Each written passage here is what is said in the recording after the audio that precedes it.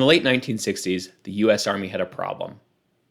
The primary system for ground forces to protect themselves from low-flying enemy aircraft was the Red Eye. Red Eye was an IR seeker that locked onto the engines of the aircraft after it had already flown overhead and presumably already delivered munitions.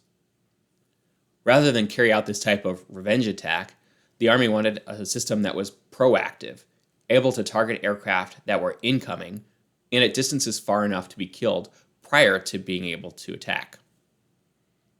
That led to the development of what would become the Stinger system.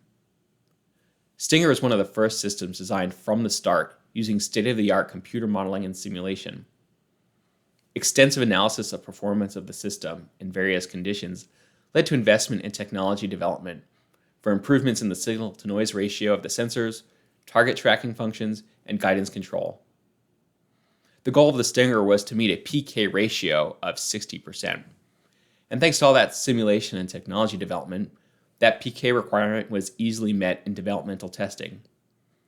However, when it was put in the hands of users in operational testing, it fell short and achieved a PK of only 30%, half the required performance. The difference, of course, is the user. The system was designed by engineers and scientists who were experts in the technology, but didn't have sufficient consideration for the users who would actually be operating the system and the battlefield environments in which they'd be operating. The Army conducted a lessons learned analysis and identified several human engineering shortcomings related to requirements, task analyses, interface design, and personnel capabilities. Of course, Stinger has been an extremely successful weapon system for the last 50 years, so we know the outcome. But at the time, the system was dogged by testing delays, and those human engineering shortcomings took time and money to fix, which delayed getting the capability out into the field. Those impacts could have been avoided with effective human engineering earlier in the program, resulting in a better system and optimized lifecycle costs. And that's why we say that human engineering wins wars and proposals. Monterey Technologies has been in business for nearly 40 years, focusing specifically on human engineering in defense systems. Our staff includes recognized experts in a wide range of domains. And the scope of human engineering is wider than you may think. We apply human factors, user experience, human systems integration, safety, training, systems engineering, and software development. And all of it is focused on understanding and meeting user needs. Things like reducing cognitive workload, increasing battlefield situation awareness, and optimizing system performance across the system lifecycle contribute to mission effectiveness. That's essential for the modern and future battlefield. As we deploy advanced technologies like artificial intelligence and machine learning, the human becomes the bottleneck in system performance. As technology advances, the human engineering needs to keep up with the research and design to ensure that the human can implement the technology effectively to achieve their mission, as well as to maintain and sustain the system. Technology design must do better than accommodating the human. We must enable and enhance human performance. That often gets overlooked in our rush to bend metal. The tagline for this talk is Human Engineering Wins Wars and Proposals. It wins wars by ensuring that the technology can be implemented effectively by the user in the mission context to achieve their objectives. When microseconds count, the warfighter is tired, cold, hungry, and scared. Usability and human engineering make all the difference. Human engineering also wins proposals as a differentiator. It's been required by the DoD acquisition regulations for many years, but it often gets undervalued in proposal evaluation. That's changing as program offices begin understanding the value of human engineering. This is especially true as the government seeks new and innovative ways to acquire solutions in the adaptive acquisition framework. MTI has been part of several competitive prototyping efforts where usability is key.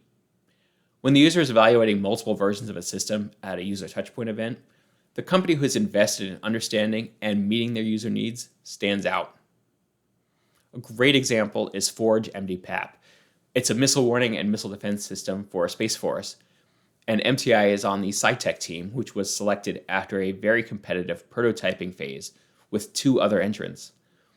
The user research and resulting usability of the system was cited as a differentiator in that down select.